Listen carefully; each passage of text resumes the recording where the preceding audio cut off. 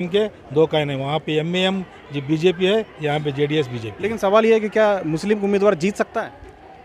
जीतता नहीं है मालूम है हमारे को, लेकिन ये लोग जीतना नहीं है, जो लोग दिमाग में हमारे ताल्लुक से गलत सोच कर गए हैं। लेकिन बीजेपी जीत जाएगी अगर वो नहीं जीतेगी। अरे बीजेपी जीत, ये लोग जीत के क्या करेंगे? ये लोग भी बीजेपी वालों के साथ ही जाएंगे ना। मिसाल है ना पहले मतलब से। आपको चुनना है तो बीजेपी और जेडीएस में तो आप बीजेपी चुनेंगे। नहीं चुने, हम लोग चुनते ही नहीं। अगर हमारा बस चल, हमको एक उम्मीद ऐसी है, जनता दल के 32 वोटों में से 15 वोट हमको आएंगे बोल के हमको उम्मीद है। ये बात कर्नाटका कांग्रेस ने अब्दुल जब्बार को तीसरी मर्तबा एमएलसी नॉमिनेट किया है। ये इन सिलसिले में बात करने के लिए इस वक्त हमारे साथ जब्बार साहब हैं। सर, तीसरी मर्तबा आपको हाउस में कांग्रेस की तरफ से पहुंचा गया है, क्या कहना चाहिए? कैबिनेट बहुत बड़ी जिम्मेदारी है। पार्टी के लीडर हजरात, एआईसीसी और केपीसीसी के जिम्मेदारान, तमाम लोग मेरे ऊपर बहुत उम्मीद रखकर मुझे तीसरी मर्तबा ऐसे वक्त में, जिस वक्त हेवी कंपटीशन था, बहुत से लोग मैदान में थे, तमाम फ़िरक़ों के लोग टिकट पूछ रहे थे, उसमें मुझे चुनकर एक बार मौका दिया गया है। ये बड़ा चैलेंजिंग टास्क है मेरे लिए।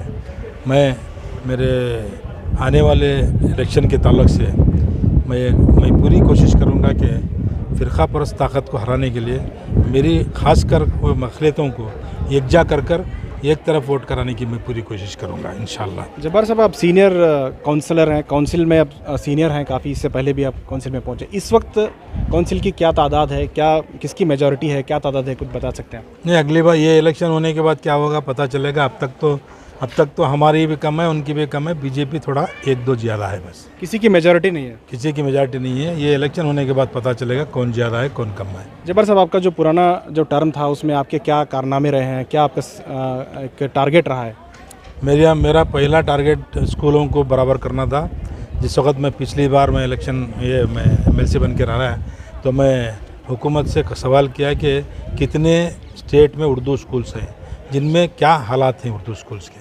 उसमें मैं लेकर मुझे जवाब आया कि 500 चिल्लर उर्दू स्कूल्स हैं, उसमें 30 पर 2 हालात अच्छे हैं, बाकी सब हालात बहुत ख़राब है। तो मैं वो देखकर मेरे ज़िले का मैं दौरा करके देखा तो बहुत ही ख़राब हालत थी। तमाम ज़िले के हर एक गांव में जहां तक मुझे हो सकता है उतना 80 पर 4 नए कमरे बनाकर मेरे ज़माने में मैं दिया हूं। और उसके साथ साथ ये जो फ़िरक़ा परस्त ताकतें जो लड़वाने के लिए क़ब्रिस्तान का जो इस्तेमाल करती हैं, मैं कम से कम 100 के करीब क़ब्रिस्तानों को हुकूमत की तरफ से कोशिश कर फेंसिंग और ये दीवार कंपाउंड वाल बनाकर दिया हूँ। और तमाम बहुत से इदारों के लिए ग्रांट्स दिलाए हैं। और ख़ासकर शादी महिलाओं को और हमारे मुस्लिम इलाके जो बहुत ही पीछे हैं, जिनके इलाक़ों में रोड नहीं है, चरंडे नहीं है, ख़ासकर वहाँ सब जगह में माइनॉरिटी एरिया डेवलपमेंट जो बनाया गया था, उसमें मैं पैसा सिद्धरामैया साहब 800 करोड़ रुपए दिए थे। तमाम हम 7-8-10 काउंसलर्स एमएलएस मिलकर तमाम मुस्लिम कॉलोनीज तो नहीं हो सका, जितना हो सका उतने रोड्स और दूसरे चीज़ें जो है अच्छी करने की। आगे क्या टारगेट है सर? अगले 6 साल आप रहेंगे हाउस में, क्या आपके उम्मीदें हैं, क्या करना चाहते हैं? 6 साल का वो बाद का अरसा है। मेरे लिए आने वाला इलेक्शन बहुत बड़ा टारगेट है। ये इलेक्शन में फ़िरक़ा परस्त ताकतें जो अब बहुत ही सर उठा चुकी हैं, इसके लिए हम लोगों को गलत कदम उठाकर तकलीफ़ में आना नहीं है। बहुत ही सोच समझ कर अपने वोट का सही इस्तेमाल कर ये फ़िरक़ा परस्त ताकत को भगाने के लिए मुझे काम करना है, बस। माइनॉरिटी के लिए एक अहम सवाल है कि सीएम इब्राहिम साहब जो हैं कांग्रेस से इसलिए नाराज़ हुए थे कि उन्होंने अपोजिशन लीडर का जो अहदा था उनको नहीं दिया गया और वो कांग्रेस छोड़कर जेडीएस ज्वाइन किया। अब जेडीएस में उनको टिकट मिल सकती थी, लेकिन जेडीएस ने एमएलसी की टिकट नहीं दी, लेकिन कांग्रेस ने माइनॉरिटी को यानी आपको टिकट दी है। क्या कहना चाहेंगे सीएम इब्राहिम के इस कदम पर?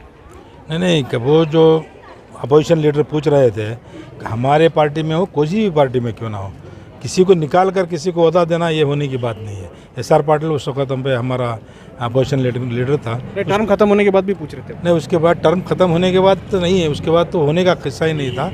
वो तभी ऑलरेडी वो सीधे हमारे जो अब जो अपोजिशन लीडर हैं हमारे बीके हरिप्रसाद जी, उनका नाम वहाँ से हाईकमांड से आ गया। तब तक ये ऑलरेडी नाराज़गी दिखा चुके थे पार्टी को।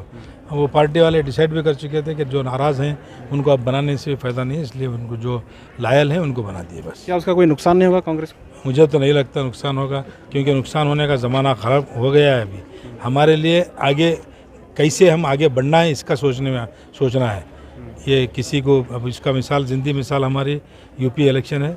यूपी इलेक्शन में नियरली 165 सीट्स ऐसे हैं जो 200 वोट से 2000 वोट तक 200 वोट से 2000 वोट तक एमआईएम लिए यूपी में। वो 200 वोट से 2000 तक वोट कौन लिया है मालूम? एमआईएम लिया है। अगर वो नहीं ठहरती तो वहाँ पे बीजेपी इख्तियार में नहीं आती थी। इसका मतलब यही है फिरका परस्त ताकत को जो आदमी हरा सकता है उसको वोट देना है। बेकार में वोट डिवाइड करना नहीं है, किसी के डायलॉगबाजी से जाना नहीं है, किसी के स्पीच में खुश होकर हम लोगों को वोट तकसीम लेकिन करने सीएम इब्राहिम साहब तो बोल रहे हैं कि मुसलमानों के वोट का इस्तेमाल करती है कांग्रेस, लेकिन मुसलमानों के साथ इंसाफ नहीं करती है। इस बार पूरे मुसलमान जेडीएस को आ रहे हैं। हम हमेशा वैसे ही कहते हैं, हमेशा से कांग्रेस अक़लियतों का अच्छा ही करते आए हैं। मिसाल के तौर पर उनका ही अच्छा किए हैं। पिछली दफ़े टिकट दिए थे, नहीं हार गए, फिर भी एमएलसी बनाए, फिर भी हमारे इसका प्लानिंग कमीशन का चेयरमैन बनाए। और उसके बाद वो पूछे नहीं, जो वो पूछते हैं वो नहीं दिए तो कांग्रेस अच्छी है, जो दिए तो अच्छी नहीं है, ऐसा क्या कैसे हो सकता है? सिद्धरामैया साहब का जो हमारे ऊपर देन है, बहुत कुछ दिए हैं सिद्धरामैया साहब के ज़माने में।